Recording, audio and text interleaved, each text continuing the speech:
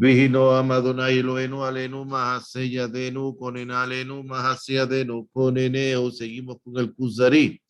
El rabino continúa, estamos en el tema, libro cuarto, el tema de los nombres de Hashem. Continúa el rabino diciendo, siendo el sol uno solo y siempre él mismo, ilumina diferentes cuerpos de variados tamaños y propiedades. Los cuerpos que reciben la luz con mayor perfección son los diamantes y piedras preciosas, el aire puro y el agua. Esta luz se llama luz penetrante. En las piedras puras y los cuerpos de superficie lisa se llama luz clara. Y la luz en la madera se llama luz visible. Y por lo general en todas las cosas se llama luz en absoluto. La luz en absoluto es similar al nombre Elohim. La luz penetrante es como el nombre Yod, la letra Hei con la letra Vav, con la letra Hei es de Hashem, que denota la comunicación entre Dios y las criaturas más perfectas de la tierra, que son los profetas. Sus almas son puras y claras para recibir la luz de Dios, que penetra en ellos, así como penetra la luz del sol en los diamantes. El primer profeta fue Adán, el primer hombre, y en cada generación se fue transmitiendo el mensaje de Dios a su descendencia. Al margen de ellos se formó una multitud de hombres que son como la corteza y las hojas. El nombre Elohim tiene un significado. En cambio, el sentido de la letra Yod, Hei, la letra Vav y la letra Hei que forman Hashem, Havaya, es oculto y desconocido. Y eso es lo que dijo el faraón a Moshe. No conozco a Adonai, como diciendo que no creía que la luz penetrante de Dios se comunique con los hombres, con las personas. Es como si un solo hombre conociera el sol y nosotros no lo conocemos. El profeta es el que se beneficia directamente con esa luz. Construye su casa orientando sus ventanas de forma tal que recibe mayor luz que nuestras casas. Sus sembradíos prosperan a raíz del provecho que saca del sol. Nosotros no conocemos el sol, pero conocemos su luz accidental o indirectamente y nos beneficiamos de ella. El profeta, en cambio, conoce el sol y su curso y aprovecha mejor sus ventajas. El significado de Elohim puede alcanzarse por medio de la especulación intelectual, pero el contenido del nombre de Hashem Havaya, la letra Yod, la letra Hei, la letra Vav, la letra Hei, solo se alcanza por visión profética. El profeta se separa de los hombres y alcanza un grado angelical. El hombre que recibe el Espíritu de Santidad aclara toda duda sobre Dios y se burla de las especulaciones y los razonamientos filosóficos. Interviene el rey de Kuzar, el Kuzari, y dice, este nombre que está formado por la letra Yod, la letra Hei, la letra Vav y la letra Hei, solo se alcanza por amor y visión profética. En cambio, el nombre Elohim puede captarse por especulación intelectual. Hay diferencias entre el Dios de Abraham y el Dios de Aristóteles. El que recibe el sentido del nombre, letra Yod, letra Hei, letra Hei, entrega su vida por amor a Dios y se deja matar en su nombre. El que llega por especulación intelectual alaba a Dios mientras eso no le ocasione daño o molestia. Quiere decir, cuando le vayan las cosas bien, va a decir gracias a Dios. Cuando le vayan las cosas mal, no sé lo que va a decir.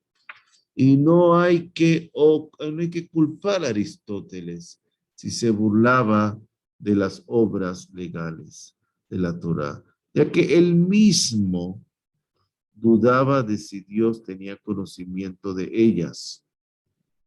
El rabí continúa.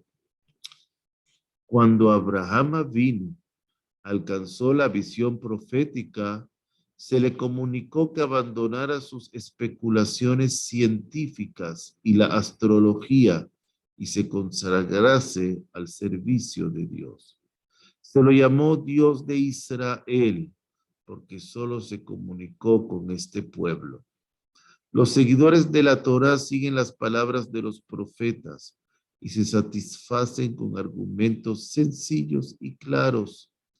Desconfían de las agudezas intelectuales de los filósofos, de sus demostraciones y pruebas intelectuales, de la sutileza de sus conceptos, pues sus almas poseen la intuición de la verdad que se reconoce fácilmente. El rey dice, el Kuzari, ¿usted está desperdiciando la sabiduría de los filósofos? El rabí le contesta, Su Majestad, los filósofos dicen que la máxima felicidad se logra al alcanzar el conocimiento de la ciencia contemplativa, desarrollar el entendimiento en potencia hasta que se haga entendimiento en acción y después intelecto separado cercano al intelecto agente. Y esto se puede lograr abocándose al estudio y la meditación constantes y alejándose de los negocios del mundo, de las riquezas, los honores, los deleites, la vida social, etc. Ellos no temen a Dios, los profetas no temen a Dios. No esperan recibir recompensa ni castigo por sus actos. Sin embargo, recomiendan buscar que se haga el bien y lo bueno, exhortan para que no se haga lo malo. Esto es lo correcto, lo honesto y lo hable para asemejarse al Creador que ordenó las cosas por el camino del bien. También ordenaron las leyes intelectuales del buen gobierno para bienestar de los hombres. Todas sus normas son convencionales y condicionadas. Nuestra Torah no es así. Es eterna y solo ella indica cuáles son las posibles excepciones. El rey de Cusar pregunta, esa luz que portaba Israel se desvaneció para siempre. El rabí le contesta, Su Majestad, esa luz se oscureció en los ojos del que no nos mira con los ojos abiertos, del que solo se fija en nuestra pobreza, dispersión y miseria. Piensan equivocadamente que los pueblos más fuertes y ricos poseen una luz que se extinguió de Israel, dice el rey de Cusar. Pero mire usted, rabino, hay dos religiones que se contradicen la una a la otra y cada una de sus pueblos tiene grandeza y dominio. Y ambos extremos no pueden ser verdaderos. Uno de ellos es o ninguno es verdadero. La pobreza y la humildad convienen más que la riqueza y la soberbia. Los cristianos no se vanaglorian de sus reyes, ni ricos, ni héroes, sino de los hombres que forjaron su religión. Y estos hombres vivían peregrinando y escondidos y fueron muertos y despreciados a causa de su fe. Edifican altares en nombre de ellos, llamados mártires. También los agarenos, quiere decir los musulmanes, que llevaban la religión fueron martirizados y de ellos se vanaglorian. Tú me dijiste, rabino, que la luz divina habita en el alma del quebrantado y del humilde. El rabino contesta, nuestro pueblo es como una semilla que se entierra. Algunos pueden pensar que la semilla se desvanece y desaparece en la tierra, pero en realidad es parte del proceso de desarrollo y florecimiento. Del mismo modo es la ley de Moshe. Todo el que vino después de él reconocerá su verdad, aunque crea que la rechaza. Las naciones gentiles son una preparación para el Mesías que esperamos. Entonces glorificarán y honrarán la raíz que menospreciaban. El pueblo de Israel jamás quiso abandonar su Torah. Incluso Menashe, el rey Menashe malvado, y Ahab, que no hubo tan malos y tan depravados como estos dos reyes en Israel, no abandonaron la Torah. Entonces dice el rey de Cusar, quiero que me cuentes, rabino, algo sobre lo que queda de las ciencias naturales. El rabí le contesta, su majestad, tenemos un libro que se llama el Sefer Yetzirah, el libro de la formación, escrito por Abraham Avinu.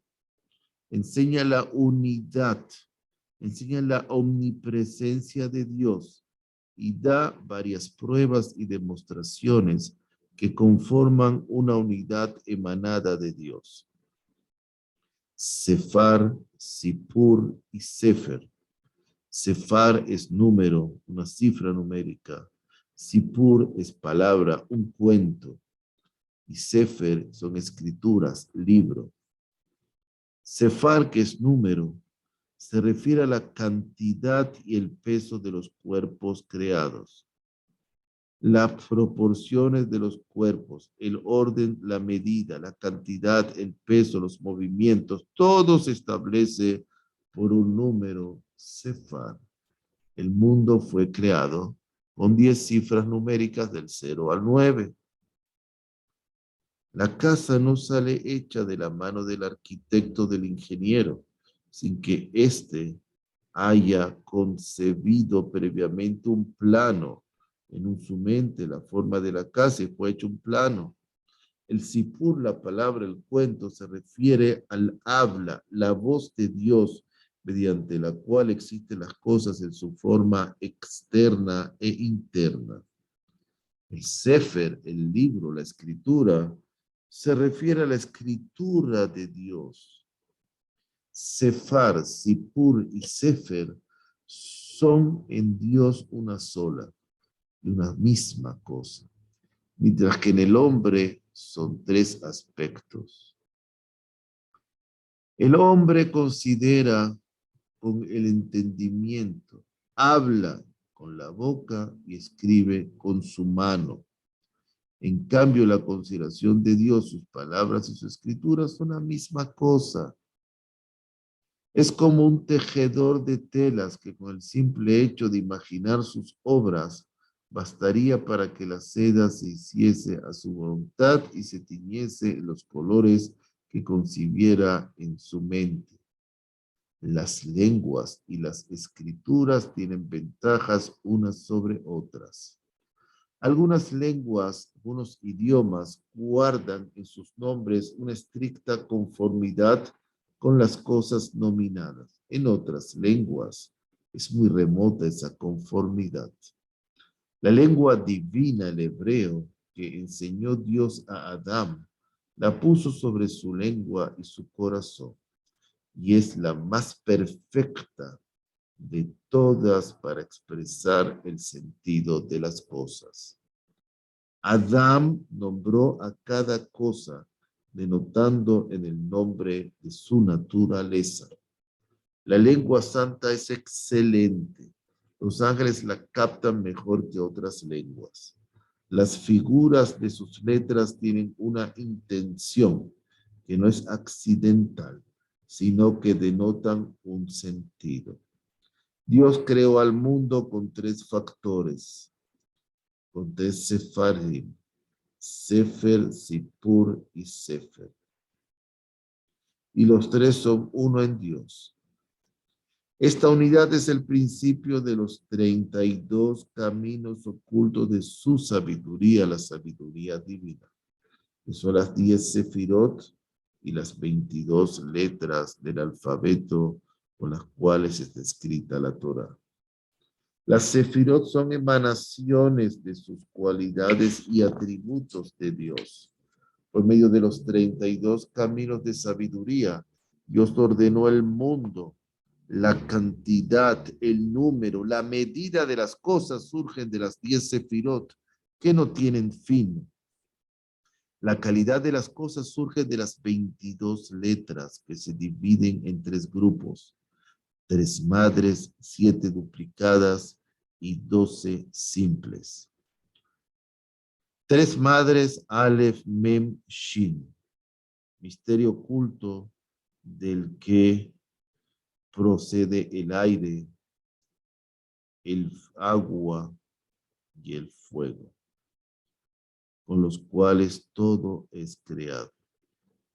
Compara y establece la proporción de estas letras con el cosmos, con el universo y con el microcosmos, la persona.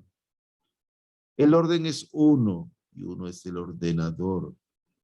Dios es el ordenador y es uno.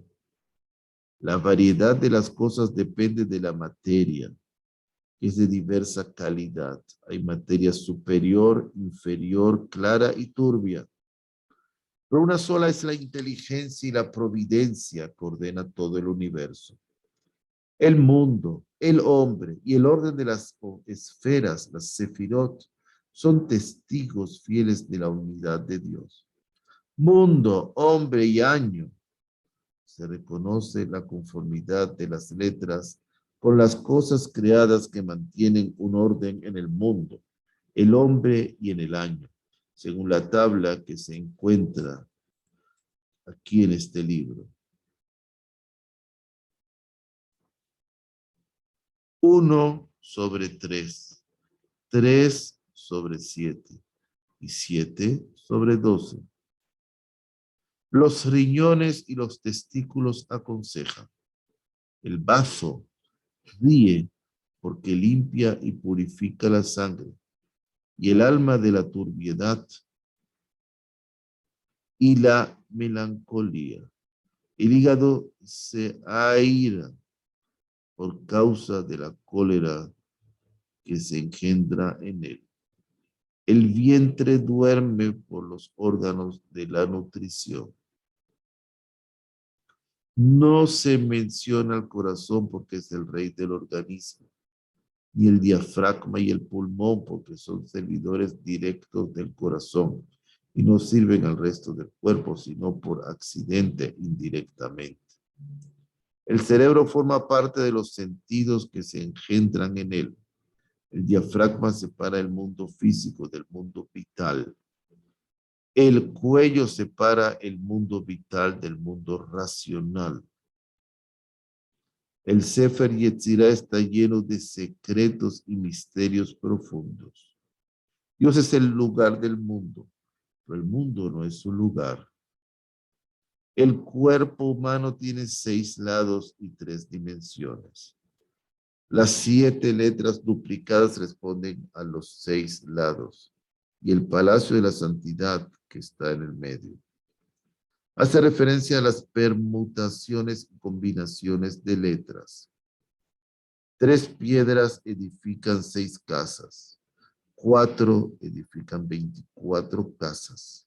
Si prosigues con la progresión aritmética, hallarás un número que la boca no puede decir, ni la oreja oír. Cada piedra representa una letra. La combinación de 3 formas un máximo de 6 sílabas. Tomemos las letras Aleph, Bet, Gimel.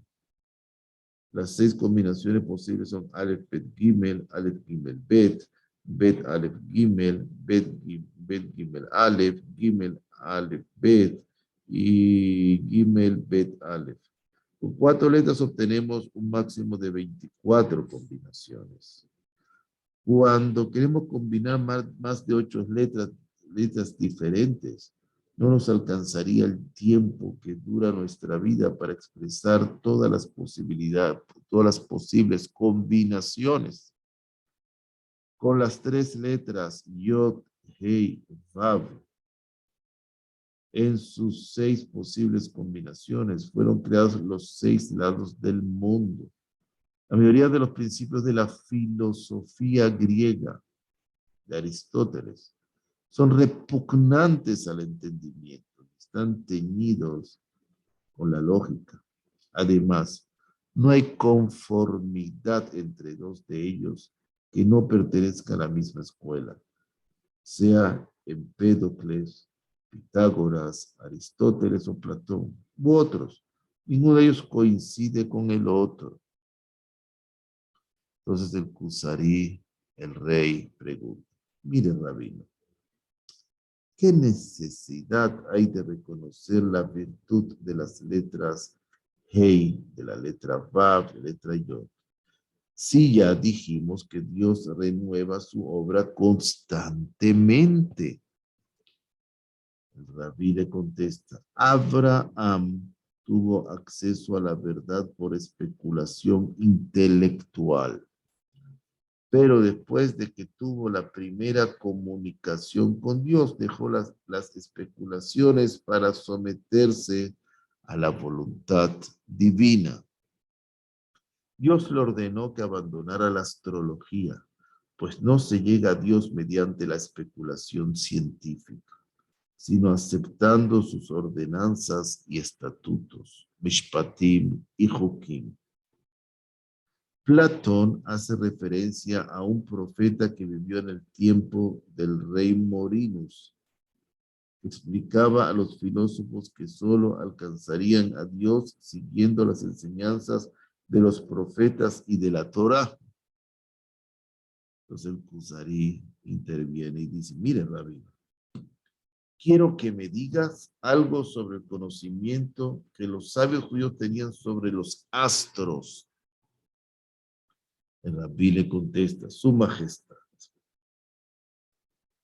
Los jajamim conocían con exactitud el periodo de vuelta, cómo se movían los movimientos de la luna alrededor de la tierra, que es de 29 días, 12 horas y 793 puntos.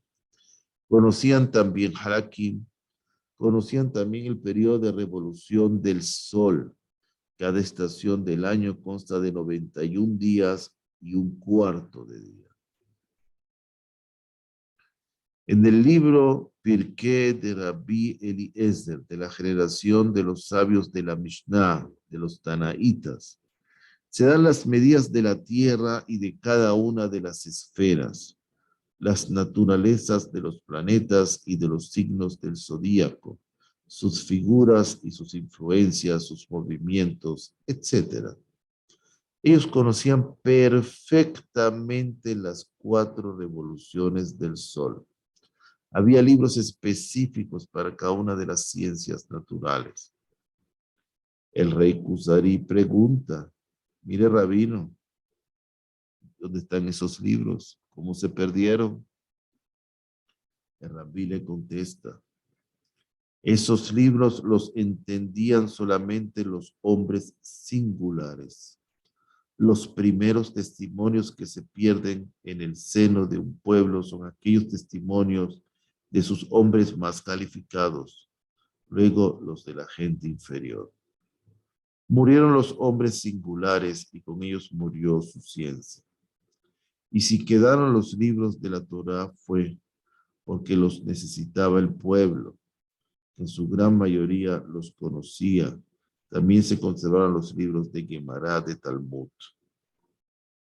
Galeno no supo muchas de las cosas explicadas en la Gemara. Desconocía las enfermedades pulmonares originadas por la cercanía al corazón o las costillas, o por falta o exceso de alguno de sus lóbulos. Los sabios dijeron que a las 2 membranas que tiene el cerebro corresponden otras 2 de los testículos. Describieron la médula espinal. Hay 3 arterias, una conduce al corazón, otra al pulmón y la otra al hígado. Conocía las enfermedades mortales y las que no lo son. los conocimientos que tenían sobre el animal terefá, no kasher, y el permitido, el animal kasher, son muy sutiles y profundos. Sabían distinguir cuándo un animal había muerto por causas naturales o artificiales. Observando sus pulmones podrían diagnosticar la enfermedad. Conocían cuáles eran los animales venenosos, distinguían entre las aves puras e impuras.